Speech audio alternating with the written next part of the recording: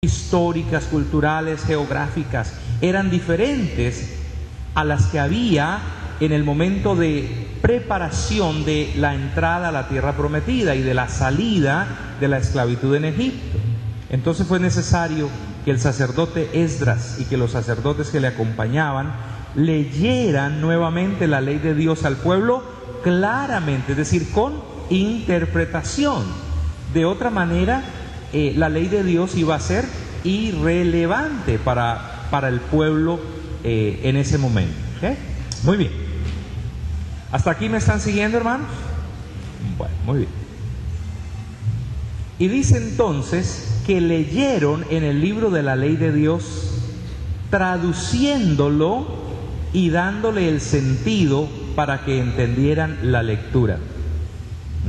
Así traduce la Biblia latinoamericana ese versículo, traduciéndolo y dándole el sentido para que entendieran la lectura. ¿Okay? De paso, hermanos, debido a esa falta de traducción, debido a esa falta de claridad, debido a esa falta de sentido en la enseñanza y en la predicación de la palabra de Dios, un jerarca de la Iglesia Católica hace muchos años en Colombia dijo que la Biblia era un libro muerto en manos muertas. ¿Por qué? Porque para mucha gente hoy no significa nada. No porque no signifique, sino por nuestra falencia como comunicadores de la palabra del Señor, nuestra falla, nuestra falta en hacer relevante el mensaje de la palabra del Señor a la situación actual. Muy bien, pasando al Nuevo Testamento y a Jesús, nuestro modelo.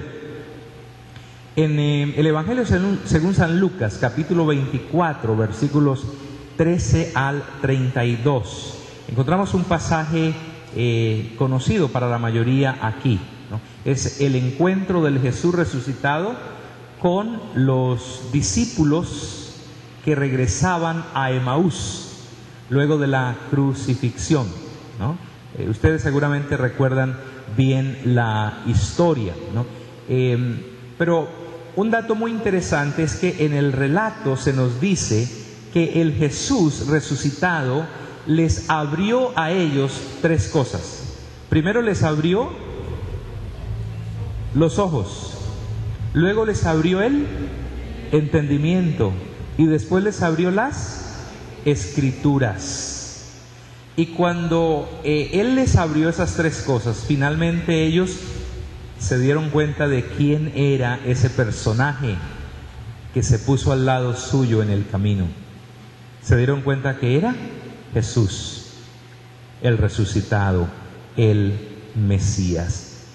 Hermanos, la tarea de la exposición bíblica es una tarea de apertura de ojos para observar lo que el Señor nos dice en su palabra, una apertura del entendimiento para comprender el mensaje, es una apertura de su palabra, y no solamente una apertura física, no se trata de abrir físicamente el libro, no, que a veces cuando nos acercamos a un pasaje de la Escritura, ese pasaje parece como un pedernal, ¿no?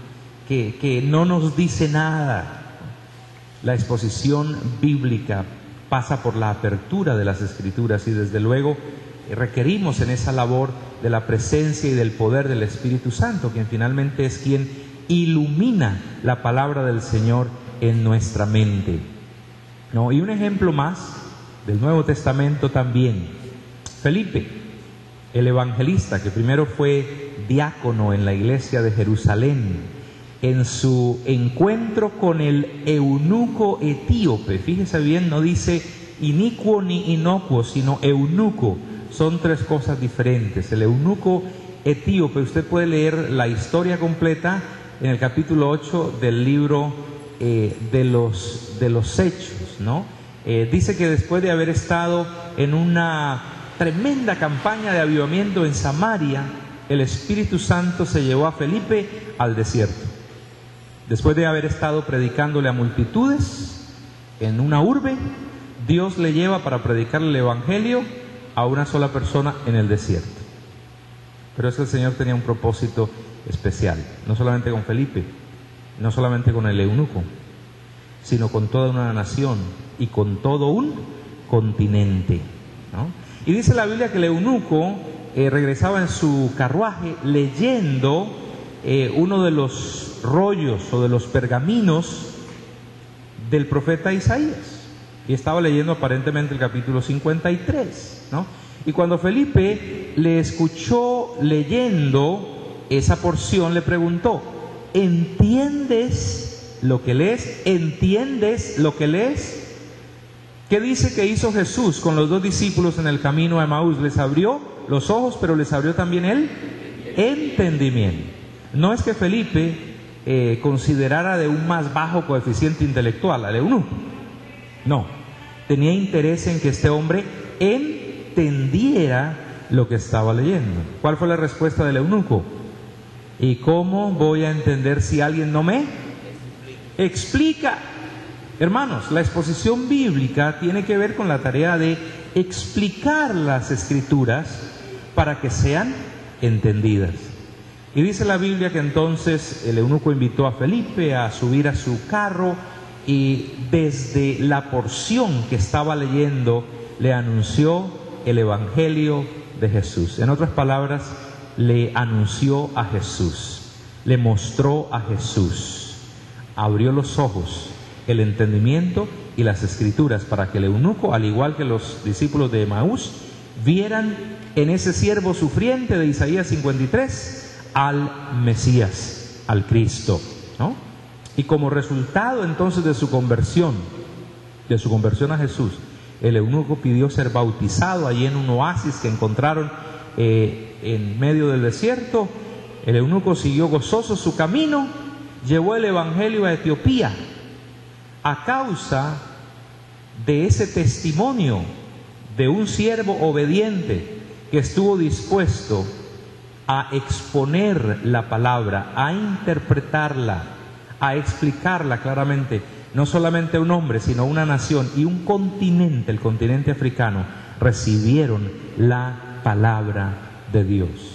Así es de trascendental este tema de la interpretación bíblica, de la exposición, de la relevancia de la palabra del Señor. Así que, hermanos, este tema de la hermenéutica, de la interpretación, de la relevancia de la palabra del Señor no es un tema nuevo, pero sigue siendo un tema necesario en todos los tiempos. ¿Por qué es necesaria la interpretación hoy? Seguramente usted se ha hecho esa pregunta alguna vez. Bueno, no es suficiente con leer un pasaje y aplicarlo de una vez a nuestra vida. ¿Por qué hay que sufrir todo ese proceso de interpretación, de exégesis, de consultar el original, hebreo, griego, etcétera, etcétera? ¿Por qué un taller de estos, de exposición bíblica? Bueno, yo quiero darle 3 razones por las cuales es necesaria la interpretación bíblica. En primer lugar, por la naturaleza de la verdad, lo que algunos llaman el problema filosófico.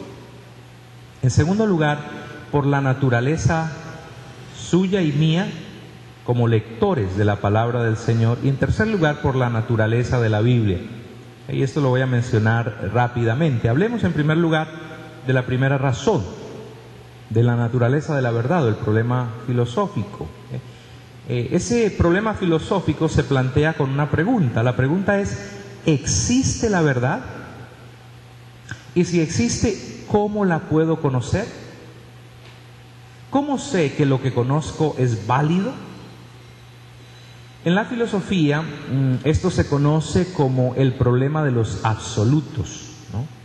Y la pregunta que se plantea la filosofía es: ¿existen los absolutos? Y es una pregunta relevante, sobre todo en este tiempo de la posmodernidad, en que parecen haber desaparecido los absolutos. Todo es relativo. Si tú crees una cosa está bien, si yo creo otra también está bien, porque todo es relativo. Y se han planteado en términos generales entonces 3 respuestas a estos interrogantes: el